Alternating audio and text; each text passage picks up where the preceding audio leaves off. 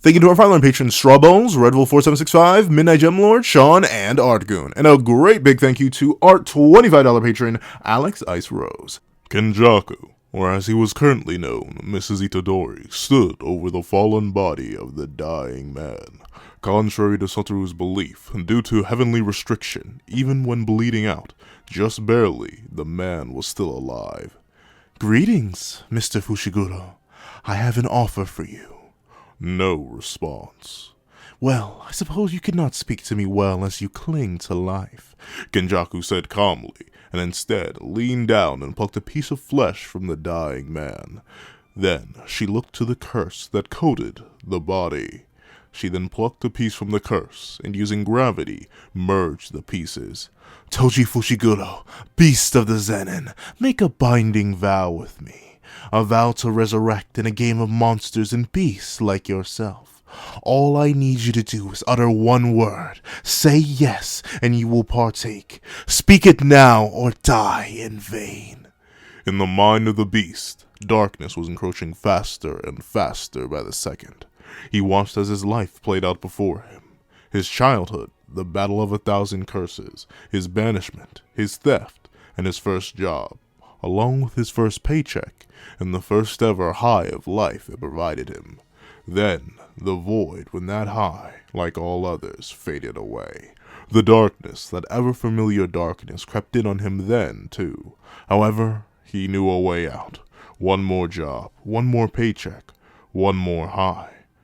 Then, another low, deeper than the one before. One job became 10, 10 became 20, and 20 became 40.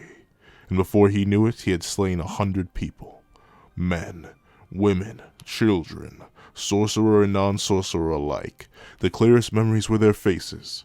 Some held terror, some were brave, but many held disdain, hatred, malice. The man found himself in a vicious cycle. The moments of spending and the moments of a successful job were all that kept his heart beating, all that kept that man alive. That was until he met her. She was a light, a normal one, no more than a bank teller, one he wouldn't have given a second glance at any other occasion. However, something about the way she looked at him. It wasn't indifference, it wasn't terror, it wasn't greed, it wasn't hatred, and it wasn't disdain or some twisted desire. It was interest, pure, genuine interest. The first time anyone had ever looked at him that way. In essence, she had saved him. One meeting turned 2, the second turned 10, and 10 turned to love. Love turned into a child. And some part of Toji, some part of Toji Fushiguro now, no longer a beast of the Zenin, was complete. Happy. He could live his life in peace. However, another part of him could not be laid to rest. Not by her, not by her daughter, not by his own flesh and blood. The part of him that desired that thrill, that hunt, that need.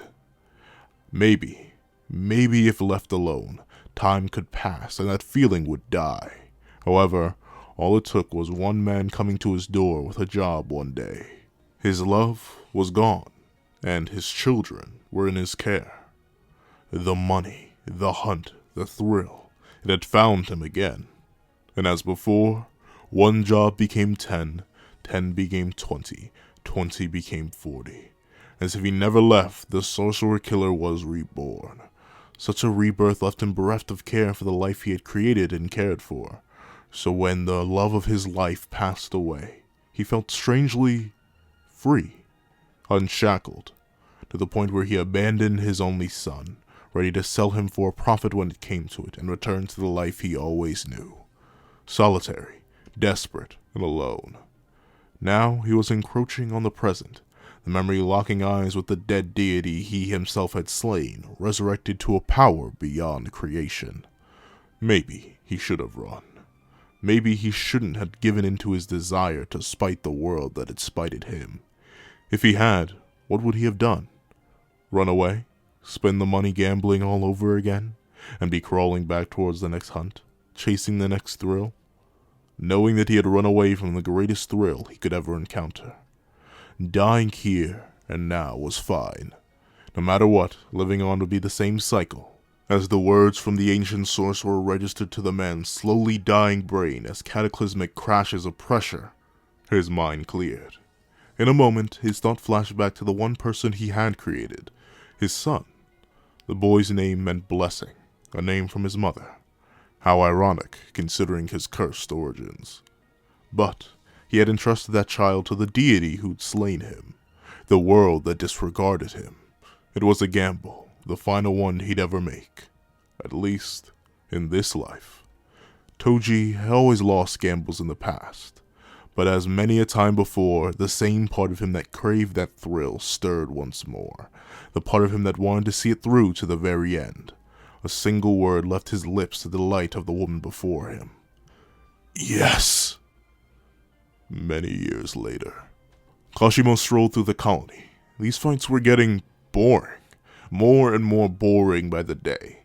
Kenjaku had promised him a battle with Sukuna, yet neither the King of Curses nor that shifty rat were anywhere to be found.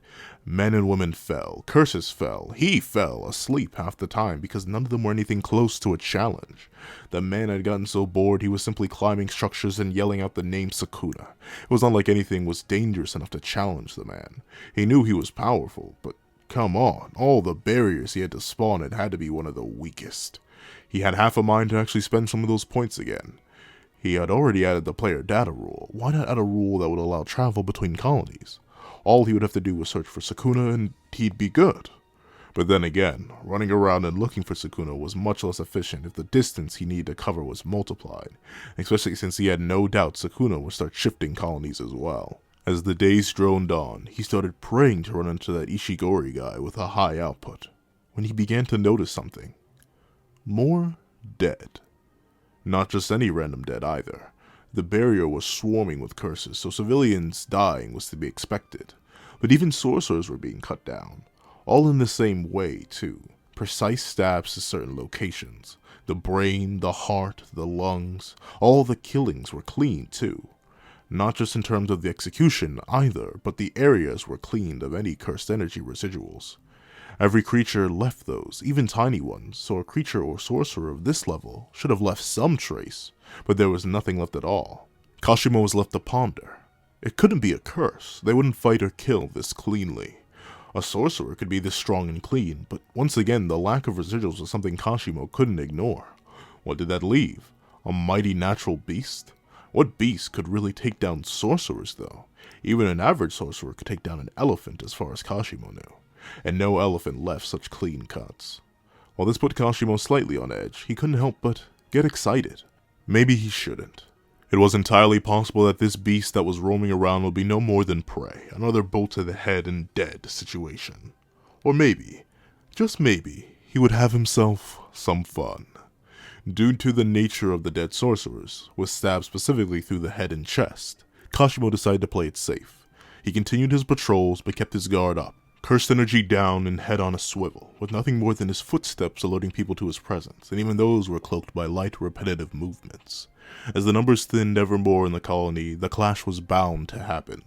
And then, the day came when the two beasts crossed paths, ready to bare their fangs at each other.